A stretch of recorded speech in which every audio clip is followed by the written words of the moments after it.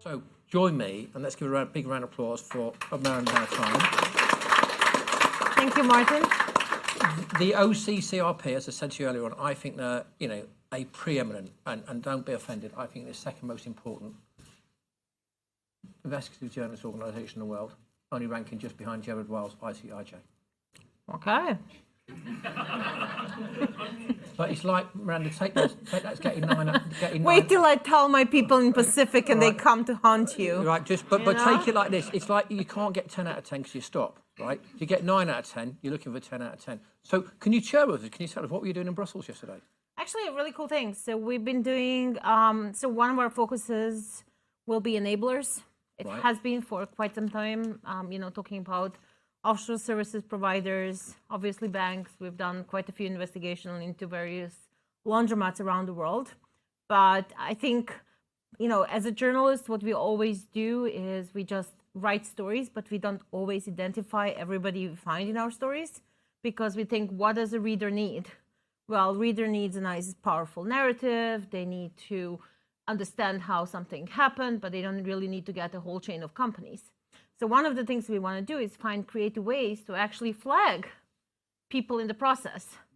So if you want to know who was a real estate agent that sold $700 million to Aliyah family, the ruling family in Azerbaijan here in London, well, maybe there is a nice creative way where we can actually tell you that. And then you can make your own judgment what you want to do with that information. But when you So that was basically what we were doing. We were discussing about ways that we can start naming and actually talking more about enablers in our stories and in our work, and also in a way help people who actually want to do something about it, do something about it. Because, what I realized early on in this job was, there are about 3 London law firms that always send us threatening letters. And it's always about not so nice client of theirs. Yeah. And it's always how they're going to take us to court and they're going to squeeze every penny out of us and how we are bastards and wrong and liars and everything else. Very tough language.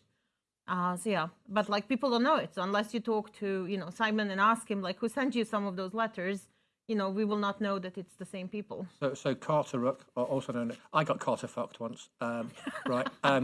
Shillings. Oh yeah, Shillings. Who's the third one then? Mission. Right, exactly. Okay. Yes. Yeah, right. The friendly people. Mish Kondraya. Yeah, they really love us. They're currently rooting for an Emma Rowe. They are, yeah. I didn't apply. No. But go back to Azerbaijan, Aliyev. If we use your website and we put that name in, because when you say it's for them to read, it's on your website. It's in your articles already. All that information. All right? the stories are, but the problem is we really don't name stuff. Okay. Because you're kind of conflicted.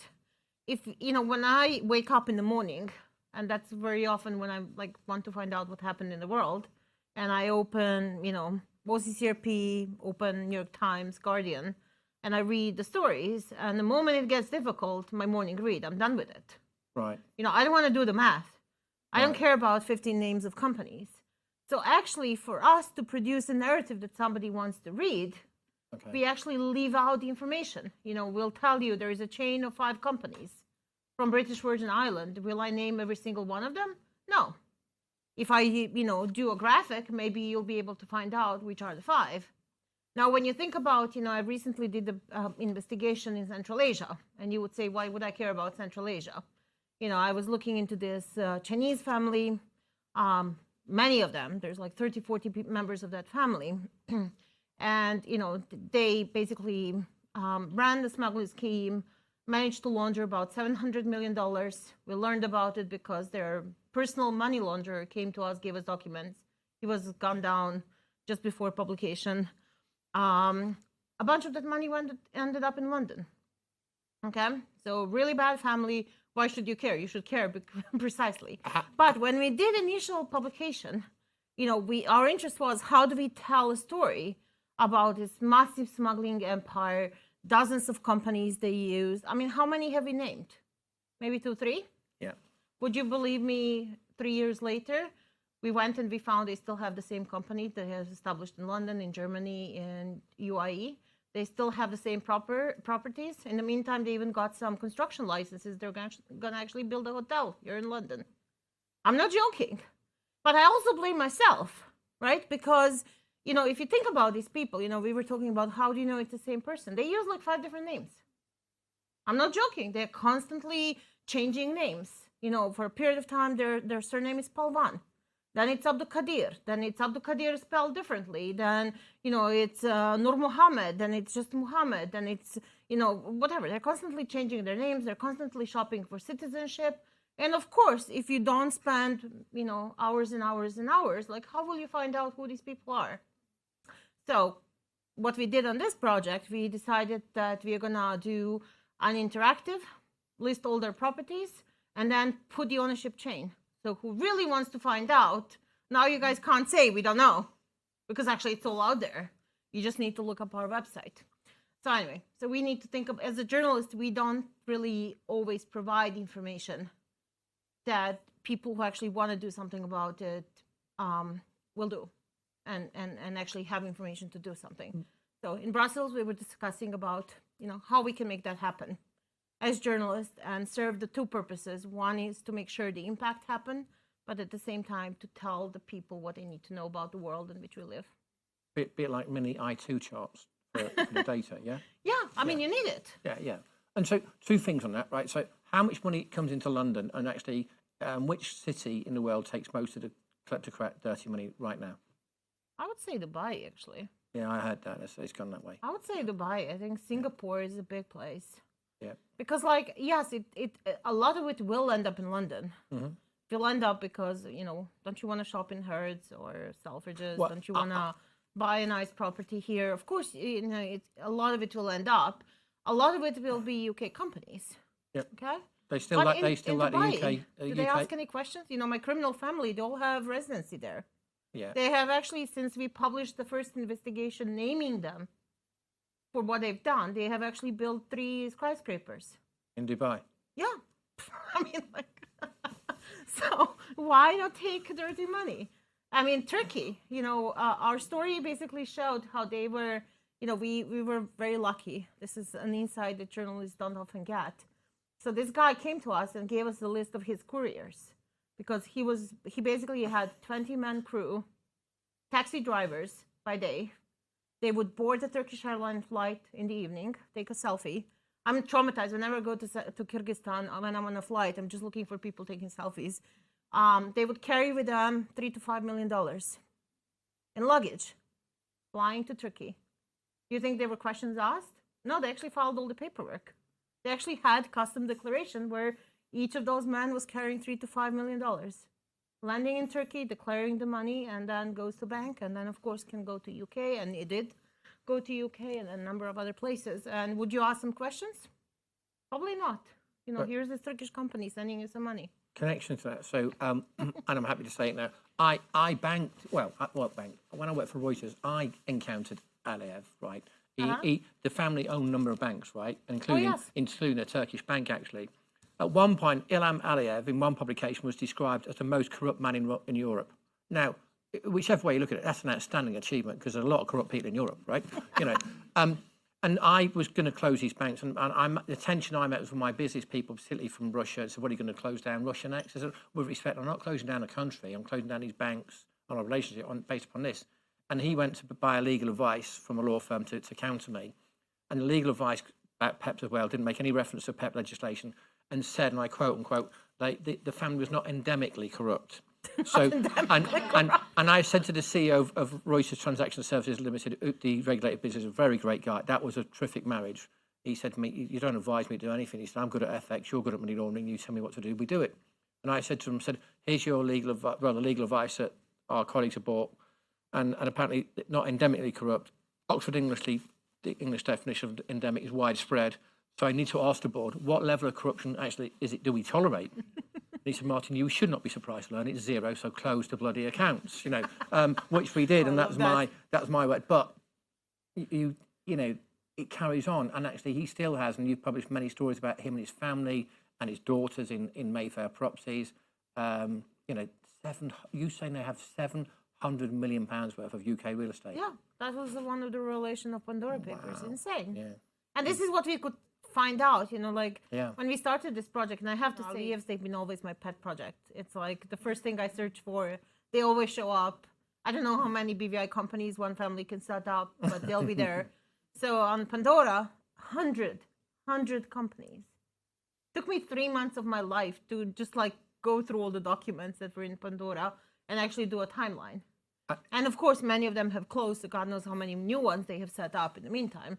So, but of those that we were able to actually discover, they basically 700 million. And let's go to human trafficking, where I was, because you did a great piece on the trafficking of slave labour in Azerbaijan. And the whole thing is, it is a mafia state, and the godfather is Ilham Aliyev, right? He definitely is. And, there's so many, I mean, it's like a little feud. That's how I see Azerbaijan. You basically have, a handful of really rich, powerful people, typically government officials. They all have their inner circle of people who do work for them. Many of them, again, government officials. And then they basically have their territories. And, you can see who seizes the territory, like when one of them crashes. So one of the guys I reported about, Azat Rahimov, his son brought Formula One to Azerbaijan. Minister of Youth of Sport, before the European Games, that was like their, big pet project to basically attract people and kind of change the image. Sport washing, yes. So he basically hired a bunch of thugs in Balkans. I look at their history. So they all had a conviction for either killing somebody or beating somebody. The good business partners. Anyway, so they brought over 1,000 people from Bosnia and Serbia to Azerbaijan. Of course, slave labor immediately, put them in a camp, have them work all day long, build Buta Palace, the beautiful venue that, people go and visit, build a big shopping mall where you have these major international brands now, selling their products, hide it through offshore, of course, pay the government money to himself, not paid workers. Tragic thing, it ended up with, two of the workers dying. Many of them, completely traumatized to this day, have no job, have no work, completely desperate. Horrible thing.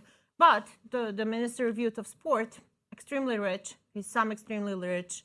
Of course, they love London, frequently come to London, bunch of UK companies, as usual.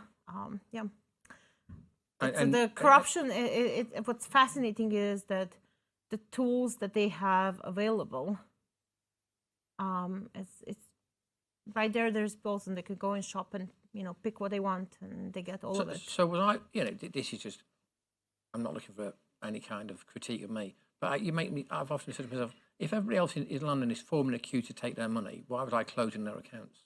There's not enough action taken pursuant to what you publish, is there? No. That's who he is, and there's a video online on YouTube of that investigation about the slave labour and the people dying in the camp. And it's very much a Dubai thing that we saw. They take the passports. You can't have your passport back. 90 men in an enclosure, one toilet, one bathroom, inedible food, and people getting ill. And these two, this minister and his son, behind it all, and yet, let alone do you get the law firms saying don't say nasty things about my clients. You get also PR companies. There is a queue of people and parties here waiting to welcome them. Maybe if you want to be cynical, the banks want to hold the money, the accountants want to count the money, the lawyers want to argue over the money, and the real estate agent wants to sell them a property. So there's an entire laundering industry. We work in the other side of the business. We are the anti-money laundering industry, and it appears to be one's a little bit more successful than the other. Well, no wonder. Who can charge more? You or them? I mean, it's all the math. But the thing about this is that, it's all about that first million. Once you get your first million, you're technically a businessman. A drug lord is a businessman once they have their first million. Because once you can build a business, then the money, of course, will come flowing. If you think about Aliyev, you mentioned several banks. It was actually at one point, if we did the count, the family had 10. They had 10 5-star luxury hotels. I was like, what is this thing about the 10s? They had at some point 3 telecom operators. Like, aren't you happy with just one? Like, why do you need 3? I just and at some point I'm like, why do you need so many? Like, anyway, but the point is, they're business people. I mean, if you come to a lawyer, real estate agent, you're Leila Aliyeva, you're Arzu Aliyeva, you're a businesswoman. You have a Pasha holding in Azerbaijan. That's what they wrote as the origin of their money. The Pasha holding, Ata holding, the two major companies. But that's the same with the Santos in Angola, right? So you have the family name, but it can come crumbling down. So when I've said what I've said, and we've spoken about we're being sued here, around the world and the different cities, which regulators or governments impress you for what they do to fight kleptocracy and fight money laundering? I love UK's overseas beneficial ownership. It's been very good to us in OCCRP. We've done quite a few stories since it was released. So I have to say there's something, very good that happened and came out of it. We continue to work with them, so it has increased our workload. I mean, like, it's hard to say that any government in particular, impresses you, because each and every one of them has, something that surprises you, and you're like, wow, as a, reporting tool, it really helps you.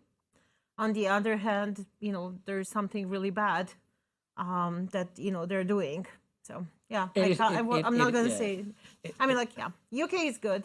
France was surprising. I kind of thought France is very open again. It's very easy to get the French property register and stuff.